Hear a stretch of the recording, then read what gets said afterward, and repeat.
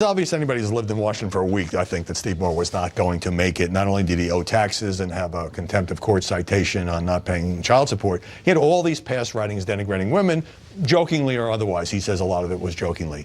Did the press do its job here?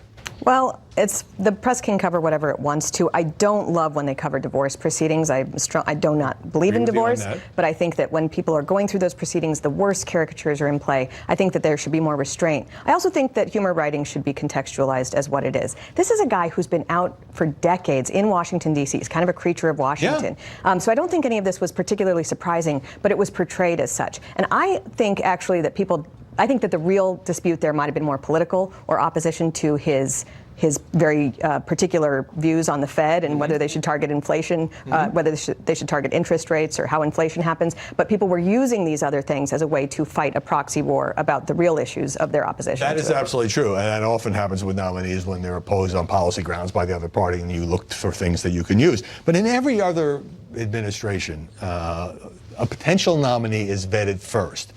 President Trump, this is his style. He likes to toss names out there. Hey, I'm thinking of nominating this person. And if that potential nominee can't survive the media's vetting, then he lets them bow out.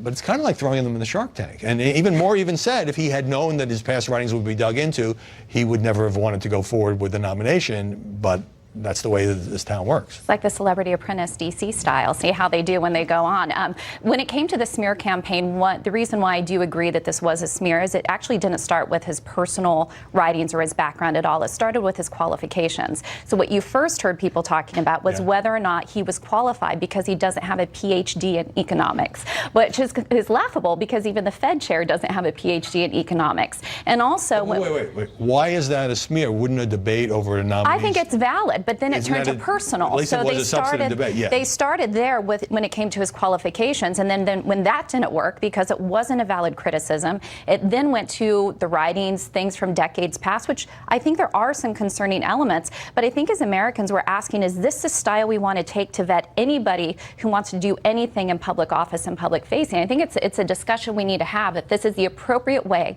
to vet people. I think that's a fair question, but I think it's been going on for decades with nominees from both parties. And when you have a paper trail, as it's called, inevitably that's going to come up. But all this did overshadow. I mean, there was a debate, but it was totally overshadowed about whether or not they were suitable, whether they had enough economic experience. Right. Whether Well, just and the Herman Cain debate, I think, was much more along the lines of, is he qualified to be a member of the Federal Reserve? He served on a Fed board in Kansas City. As opposed to, but you had a number of U.S. senators saying they weren't going to support him, which was different, I think, than the Stephen Moore situation. Well, this is so if you want to portray as either the left-leaning media went after these nominees, or you want to portray it as the Democrats were unfair to these potential nominees, this all revolved around could either man get enough Republican votes in the Senate to be confirmed, and it became increasingly obvious, even as both said they would fight, that they could not.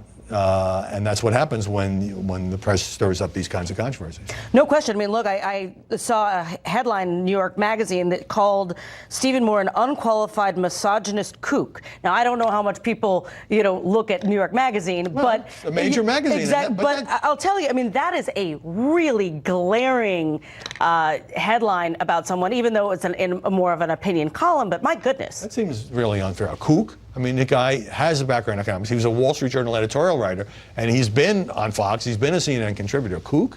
Right. And I think it was extreme language. You saw him being called dangerous, that he would cause a global calamity if he were put in. But that, again, I think is because people actually disagreed with his economic policies. And they are different. And I think we're seeing a lot of growth. But they also disagreed with the political impact of the Club for Growth issue. Well, now we've explained how it really works. Yes. Molly Hemingway, Beverly Hallberg, Capri Cafaro, great to see you.